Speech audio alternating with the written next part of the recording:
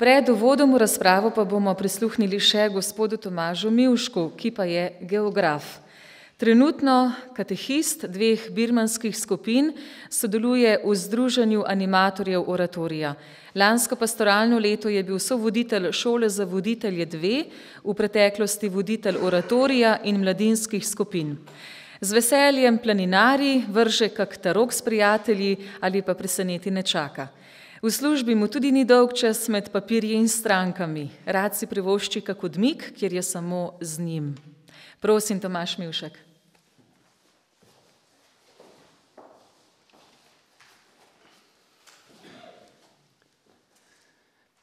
Moji začetki od te otroške vere segajo seveda v domače okolje, kjer smo poleg župnijske vere in obiskovanja obredov imeli doma mogoče dost za tiste čase sicer vsakdanjo vero, in to je bila ta, da vse, kar smo delali doma, zlasti starši in so dajali nam zgled, se je delalo v Jezusovi navzočnosti. Če smo kopali krompir, smo jo požegnali njivo. Če smo šli k zdravniku, smo prosili, da bi bili izvidi dobri. Če smo jedli dobre pohane piške, smo se Bogu zahvalili, da lahko jemo, da imamo za jesti. In v tem vzdušju nekako je postajala ta posvečenost družinskega okolja nekako tisti temelj, na katerem je potem vse raslo. Pri verouku je bila pa druga zgodba. Imeli smo star katehizem, ki ga kljub temu, da sem že znal brati, nisem razumel, kaj bi mi rad povedal, ker je bil po moje za 5., 6. razred, ker smo imeli to kombinacijo na majhni župniji. Je bila pa ena zadeva zanimiva pri verouku in to so bile slikanice. In pa stripi, zgodovina te božjega ljudstva. In še sam ne vem, kako jih je par tudi pri meni doma ostalo, ali z njih tako pod mizo prinesel domov, ali mi jih Gospod dal, tega se več niti ne spomnim. Ampak tisto pa me je potegnilo. Bilo je v barvah, kar poznih 80-ih niti Miki Muster ni bil v barvah, to je bilo pa v barvah in to je bilo nekaj zanimivega. Potem je pa sledilo to osnovnošolsko obdobje, kjer pa je bilo treba ta temelj počasi prisvajati, da je pa postal tvoj. Ta vera staršev je morala postati moja. In zdaj treba je bilo preveriti. In ta preverba ni bila tako zelo drastična, je pa veliko temu pripomoril gospod župnik Danilo Kobav, ki je bil takrat pri nas. On je nekako vzpostavil z nami mladimi nek tak prijateljski odnos in v tem obdobju sem tudi sam iskal zelo veliko prijateljev v Notretu in se je to zelo poklopilo s tistem, kar sem jaz takrat rabil. Višek tega iskanja pa je bil v začetku srednje šole, ko sem obiskal Asizi z brati Kapucini. Tam pa je bil res tisti prvo srečanje z Gospodom, kjer je postal moj prijatelj. To so res taki zelo zanimivi občutki, ko te odnese od tav, ko je bila res una zaljubljenost,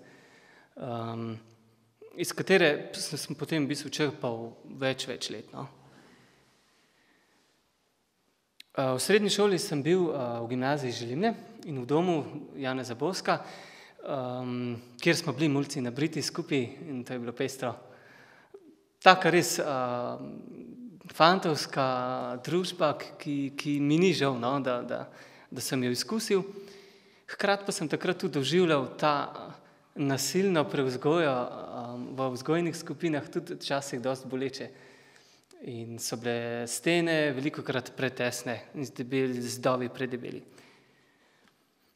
In ta razvoj mogoče proti bolj zreli veri se je odvijal tudi potem v študentskih letih in sicer po Romunju v Medžugorje, kjer pa sem prvič videl počivanje v duhu in še par drugih bolj izrednih dogodkov, ki so me pa prestrašile.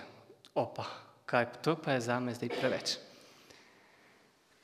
Ampak prek celotnega tedna v Medžugorju, to je bil festival mladih, sem začel spoznavati, da v bistvu Jezus ni samo moj prijatelj, ampak je postal v tistem tednu moj odrešenik. Nekdo, ki bo vse moje, to sem že ugotovil, da nisem več popoln, da tudi če imaš ne vem kakšno voljo, da ne uspeš vedno zadeva narediti tako, kot je treba, pa bi mogoče Jezus pričakoval, da potrebujem jaz njega kot tistega, ki me bo v končni fazi pripeljal tudi nebesa. Ne? Zdaj, v tem času se nisem prav veliko z animatorstvom ukvarjal in tudi sam sem bil ponavadi bolj zadržane sorte. In če bi mi kdo rekel, da bom kdaj voditelj pa katehist, pa delal na občini in tako naprej, bi ga poslal vseh arčipkaj klekljati. Namreč, to pa jaz ne znam. Ampak zato sem imel ta pravega prijatelja, ki te mečkam drugače gleda, kot pa sam sebe sodiš in me je vedno brcal. Najprej na oratorij, potem mladinske skupine. Tako da je bil en tak tandem, kjer sva zelo animatorsko rasla. In na koncu je potem prišlo, da sem po končanju študija geografije vpisal še katehetsko pastoralno šolo in se zdajle na veliko ukvarjam z birmanci.